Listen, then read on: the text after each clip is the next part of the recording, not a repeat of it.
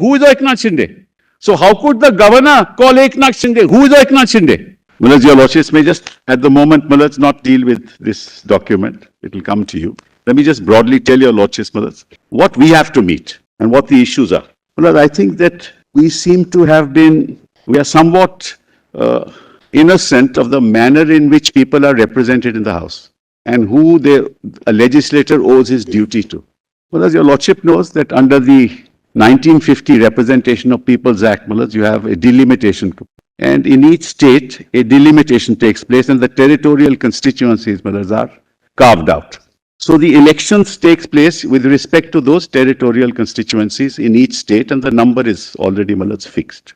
So, Mullahs, under the Representation of People's Act, first under the Constitution, under Article 170, people are directly elected from the territorial constituencies. And, Mullahs, there is a process by which, Mullahs, they are elected.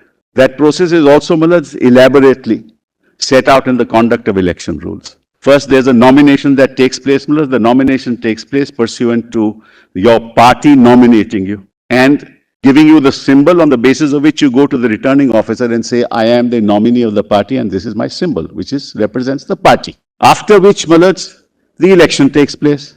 And when the election takes place and the votes are counted, Mullahs, the returning officer then gives you a certificate saying that you have been elected from this party. A copy of that is sent to the Election Commission. It's all set out here, so your lordships, at the moment I'm just broadly. A copy of that is sent to the Election Commission, and the Election Commission conveys that to the Speaker of the Assembly. What is it that I'm trying to say? The only identity of a legislator recognized in the House is that he is a member of the party. He has no other identity. 2 members, 3 members, 20 members, 34 members can't have an identity outside of that. That's the basic constitutional question. Give your lordships an example, Mullahs. Forget about 34. A small party in Goa has 5 members. 2 of them go to the speaker, to the governor, and say, you know, I'm not going to support this government. And those 2 Mullahs actually tilt the balance and the government can fall. So the governor will call a floor test. Sorry? Will the governor call a floor test? Forget majority, even the minority cannot topple the government. If this is the procedure in law that we have to follow. We are back to Ayaram Gayaram. Why? Because you say, now your political affiliation doesn't matter. What matters is numbers.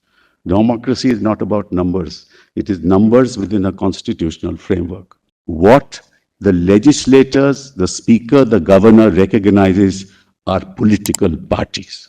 And you are a member of a political party. Nothing less, nothing more. You have no other identity. And I tell your lordships why I'm saying this. How are governments formed? Sarkaria Commission, remember, Mullahs? Largest single party who has a majority on the floor of the House, the governor will call him to form the government, the leader to form the government. If that's not possible, comes the second, and that's political party now. Second, pre-poll alliance of what? Of political parties. That's the second, if they form the majority. 3, post-poll coalition. What is the first? Single largest political party. Second is pre-poll alliance of what? Of political parties. Could be 1, it could be 2, it could be 3. Third is post-poll coalition, which is what the Uddhav government was. Post-poll coalition of political parties. And the fourth is post-poll alliance of political parties. The governor, under Article 168 of the Constitution, is not a member of the Legislative Assembly, but he is part of the legislature. He can't recognize anybody other than political parties. That is the constitutional fundamental framework within which the House functions. That's why we did away with Gayaram, Ayaram. He is part of the legislature, but not a member of the Legislative Assembly. So he only recognizes, because he is part of the legislature, the political parties, the legislative parties. That means my identity is associated with my party in the House. I have no separate identity. Otherwise, Mullahs, 10 from one party, 2 from another party, 3 from another party will go to the governor and make the government fall. And then my learned friend's argument, see, the governor is fully satisfied that you have lost the confidence of the House because 10, 2 and 3, along with the present dispensation, make the majority. So you back on Ayaram Gayaram days. The whole purpose of the 10th schedule is to get rid of it. Numbers in the House will not make governments fall. It is the alliance of parties in the House that will make the government fall. And that's the application of mind of the governor when he decides to ask for a trust vote. See the havoc it will cause. All you need to do is to look up numbers, and they will say, Malats, on public platforms that it is a call of conscience, Malats. We know the extent of their conscience. They'll go to the governor and say, see, we give you the numbers now. This is my letter to you. We are now the majority. This government, this chief minister has lost the confidence of the House. See the numbers. And it will be argued that, look, it's demonstrated that it doesn't have the majority and therefore hold the floor test. You see the consequences of this argument on the democratic polity of this country. That's one issue, Malats, I will deal with. I just want to point out. Number two, even more important, which is something that I mentioned earlier also, and in detail, Malats, in my note, and which they did not comment on at all. All the council have not commented on the concept of the whip. In fact, I was really surprised when my learned colleague, Malats, Mr. Kaul, gave to your lordships a letter of Mr. Sanjay Raut. Your lordships will remember that. Saying, no, actually it is the legislative, it is the leader of the house who appoints, it is the leader of the house who appoints the whip. Well, let's just kindly have a look at that letter. It is the last page of the submission, Malats, that was, I just handed to your lordship. 6th July 22. Yeah, just see, it was a very interesting letter. Now, your lordship sees this. This is to the Speaker of the Lok Sabha. Lordship sees that. And 13th June 2019, which was handed over. This is Baba Sahib appointing him. July. As a That's correct. That is Rajya Sabha. Kindly, no, this is 1 second. This is by Eknath. He is the, No, this is by Bala Sahib Lok Sabha. appointing Rao. yes, now see what is the last page at page 44. Sanjay Raut writes to Malats, the Speaker of the Lok Sabha. That's what he pointed out. Have that document? Yes, yes. Says, respected sir, it is to inform you that Shiv Sena Parliamentary Party has nominated Rajan Vikhare, MP, as Chief Whip in Lok Sabha in place of Bhavana Gawali with immediate effect. Signed, Sanjay Raut, leader of Shiv Sena Parliamentary Party. Correct, Malats? Now just see the previous page. Sanjay Raut is a member of the Rajya Sabha, not a member of the Lok Sabha. He is appointing the leader in the Lok Sabha. Appointment of Shiv Sena Parliamentary Party leader for both houses, Lok Sabha and Rajya Sabha. Dear sir, Shiv Sena has the strength of so much in the Lok Sabha. Previous page, Malats. Vinayak Bhaura Raut is the Shiv Sena group leader in Lok Sabha, and Sanjay Raut represents Shiv Sena as group leader in Rajya Sabha. In addition to the above, I hereby appoint Sanjay Raut, member of Rajya Sabha, as Shiv Sena Parliamentary Party leader for both the houses of Parliament, Lok Sabha, Rajya Sabha, as a facilitative measure. May I therefore request you, esteemed office, to take note of the same and communicate accordingly. And Malats, I gave to your lordships chapter and verse, Erskine May, all the authorities, Malats, as to how it is the political party that appoints the whip in the house. Paksh Pramukh. And this whole argument was jettisoned by showing this document, saying, see, Sanjay Raut is appointed. He is not even a member of the Lok Sabha. He is empowered by the party. So this whole argument that I sat in Assam, appointed Gogavale as the whip, where does that come from in constitutional terms? 34 of you sitting in Assam in the lap of the BJP will appoint Gogavale as the whip and then come to court and say, look, we have already removed you. Under what power? Sir, if you don't mind, sir, sir, I mean, I really will appreciate.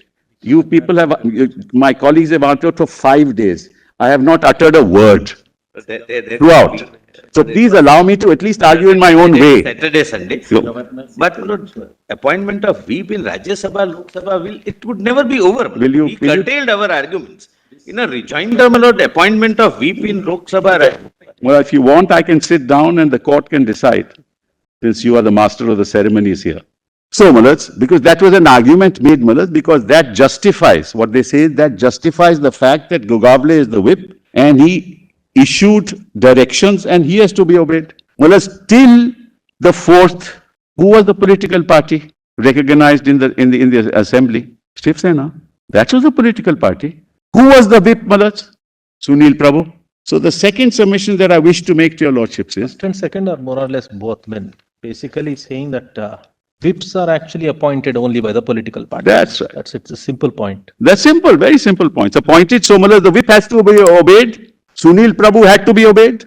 On 3rd, Sunil Prabhu issued a whip that you cannot vote for the BJP candidate as speaker. Whip was disobeyed. He cannot appoint himself as the leader because Ajay Chaudhary became the leader on the 21st of June itself when we removed Eknath Shinde.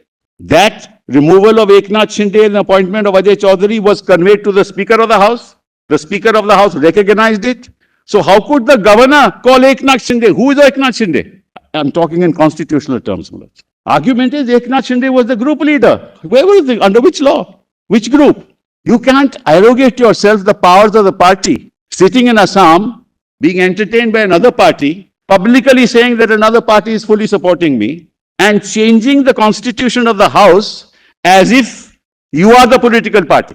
That's the second, which I will argue, Malaj. I won't take too long, Malaj, just so that we reduce the level of controversy.